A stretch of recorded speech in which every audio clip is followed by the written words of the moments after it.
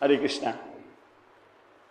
आज हम लोग देखेंगे प्रेजेंट परफेक्ट टेंस।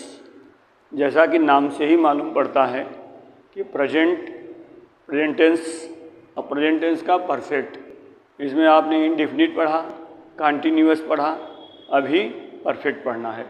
परफेक्ट का आशय होता है कि प्रेजेंट टेंस का वो वाक्य जिसमें कार्य पूर्ण हो चुका है लेकिन उसका प्रभाव वर्तमान में बना रहता है, यही होता है।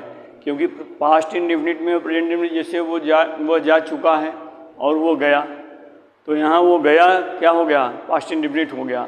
और जा चुका है वो क्या है, प्रेजेंट का है, तो उसका प्रभाव वर्तमान में बना रहता है।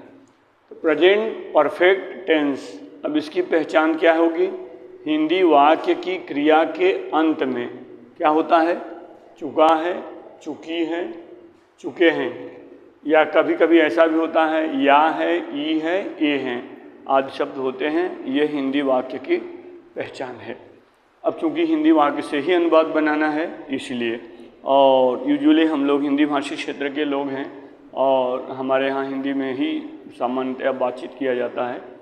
हम आप सभी बच्चों से ये कहना चाहेंगे कि आप लोग धीरे धीरे करके कम से ये ट्रांसलेशन का जो छोटे छोटे क्लिप देते हैं, तो आप लोगों को ये टेंस पढ़ते हो तो टेंस में छोटी छोटी चीज़ें छोटे कम समय में इतनी सारी चीज़ों को आपको समझना है। फिर उसको आपको व्यवहार में प्रैक्टिस भी करना है। छोटे वाक्यों को आपस में बातचीत करना, अपने दोस्तों से बातचीत करना, अपने पेरेंट्स से बातचीत करना, क्योंकि देखो बिना अभ्यास के आप सीख नहीं पाएंगे, तो उसका थोड़ा अभ्यास करना चाहिए। अब वहाँ ये देखना होता है ना, जैसे हमारा वाक्य गलत तो नहीं है, हमारा वाक्य सही है नहीं है, किस टेंस का है। तो जिस टेंस में पढ़ चुके हो, जितना समझ चुके हो, उतने का आप लोग छोटे छोटे वाक्य, कोई जरूर there is no need to talk basic words, बड़े बड़े शब्दों का सब बास्टिक सेंटेंसेस का प्रयोग करने की आवश्यकता नहीं है। Simple sentences, you guys are not going to be William Shakespeare, John Milton etcetera. First of all we should talk general talks, अब डोमेस्टिक टॉक्स, घरेलू चीज़ें, सामान्य बातें आपस में करना चाहिए। क्योंकि आप किताब नहीं लिखने जा रहे हो तुरंत ना, तो पहले अभी हम लोग शुरुआत में इतनी छोटी छोटी बात में प्रयास करेंगे, फिर आगे चल के आप खुद ही एक्सपर्ट हो जाओगे। तब आप देखोगे कि हाँ सचमुच हमने सर के साथ पढ़कर कितना लाभ मिला, तो इसका लाभ मिलेगा। और अभी देखो हजारों हमने देखे तमाम बच्चे ऐसे होते हैं जिन्होंने अपना ये ग्रेजुएशन किया है, इंजीनियरिंग फील्ड में बीटेक किए हैं या डिप्लोमा किए हैं, और वो लोग सही जॉब नहीं पाते। उसका मुख्य कारण ये नहीं है कि they are unskilled, they have proper skilled. उसका रीज़न क्या होता है? They are unable to face interview properly.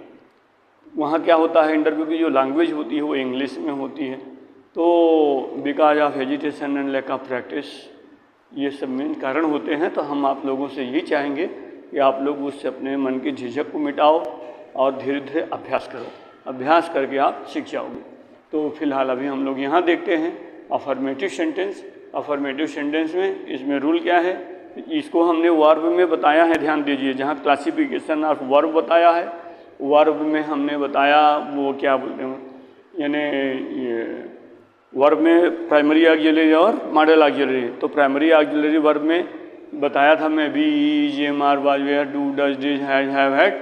तो हैज, हैव, हैड के प्रयोग में ये चीज़ें बताया हूँ एक बार, ये फिर से आपको टेंस में यहाँ बताया जा रहा है। एक चीज़ एक दूसरी चीज़ों से क्या है, इंटरमिंगल होती हैं, मिली जुली होती हैं।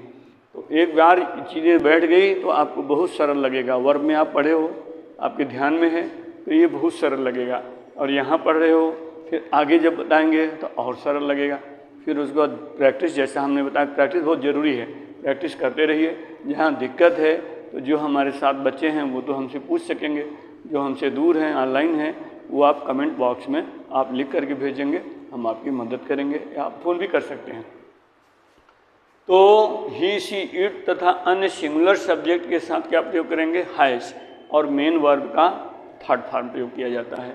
उसके बाद रूल सेकेंड क्या है, आई, वी, यू, दे तथा अन्य प्लूरल। अब यहाँ सिंगुलर सब्जेक्ट जैसे नाम इत्यादि होता है, ये सिंगुलर सब्जेक्ट में आता है।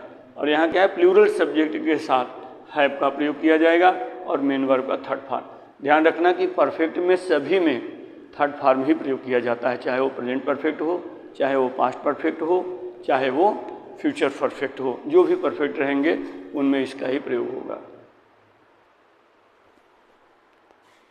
अब जैसे इसको ही एक लाइन में इस तरह समझा जा सकता है, इस सब्जेक्ट लिखोगे, फिर सब्जेक्ट है plus verb third form plus object plus complement. अब जैसे एग्जाम्पल में देख लो कि वह अपना पाठ याद कर चुका है, तो he has learned his lesson.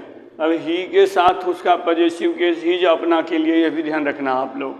तो केस में मैं बताया हूँ, वो जहाँ केस पढ़ाया हूँ उस वीडियो को भी आप लोग देख लेना। तो आपको बीच बीच में पीछे देखना होगा ताकि आपकी याद बनी रहे।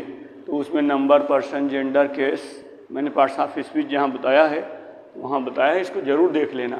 तो he has learned his lesson, और वे अपना काम कर चुके हैं। तो अब ही के साथ आपने क्या लगाया, हैज़ लगाया, और वे के साथ क्या लगाया, हैव लगाया। तो they have done their work. समझ गए? इतना है।